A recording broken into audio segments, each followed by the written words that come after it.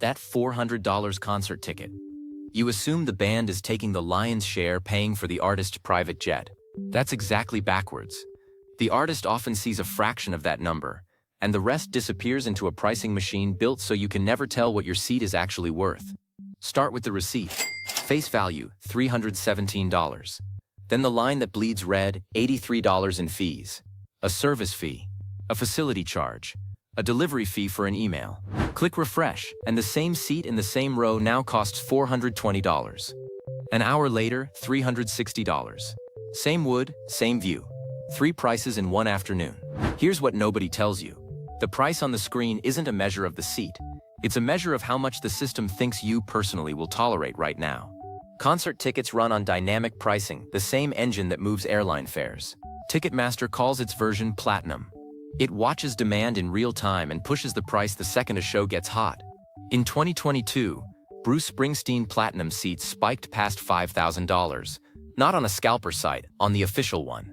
The face value moved itself. So who actually gets the $83? This is the part the word service fee is built to hide.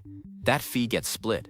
A chunk goes to the ticketing platform, but a large slice is quietly kicked back to the venue, and sometimes the promoter, under a private contract you never see. It isn't paying for service. It's revenue sharing dressed up as a clerical cost. Why hide it in a fee? Because of one number the artist negotiated. Performers sign deals based on face value. Raise the face value and the artist's cut climbs too. So they keep face value low and pile the money into fees, which the artist's contract usually doesn't touch. The fee exists in part to route money around the person whose name is on the marquee. Which brings us to the t-shirt. At the merch table, a $35 hoodie can put more cash in the artist's pocket than your entire ticket. Touring is brutal. Crew, trucks, insurance, the venue's cut, the promoter's cut. Many mid-level acts barely break even on ticket revenue and survive on merch, where the margins are theirs. You think you're funding the band by buying the seat. You're mostly funding everyone standing between you and the band. Now the myth turns load-bearing. It's sold out in seconds. That's just demand. That's the story the system needs you to believe. Here's what actually happens to the inventory. Walk through where an arena's seats go before the public ever clicks buy. A block is held for the artist and their team. A block for the venue's suite and season ticket holders. A block for sponsors. The credit card presale. The fan club presale. Radio promotions.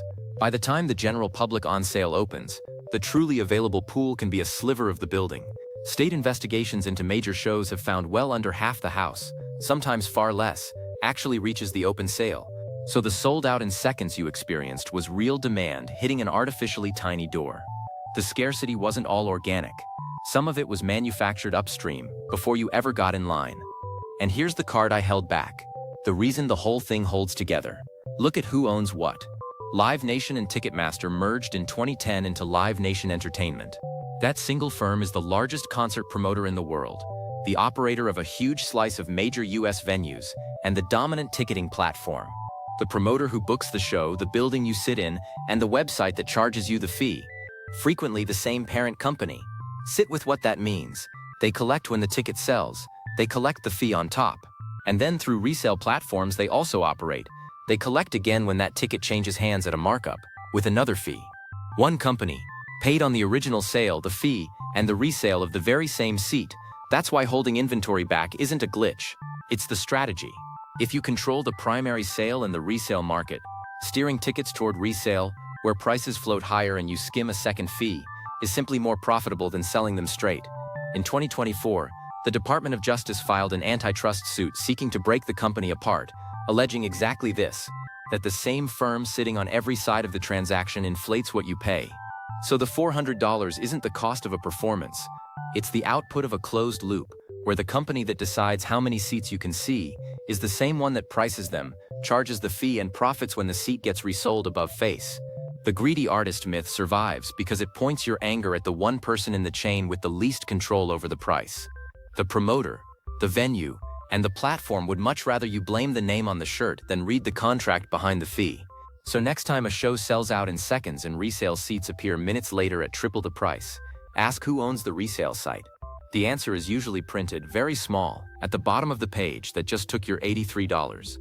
And if one company can sit on every side of a ticket, what happens when that same playbook moves to the thing you do dozens of times a week without a second thought, your food delivery, your ride home, the screen you're watching right now.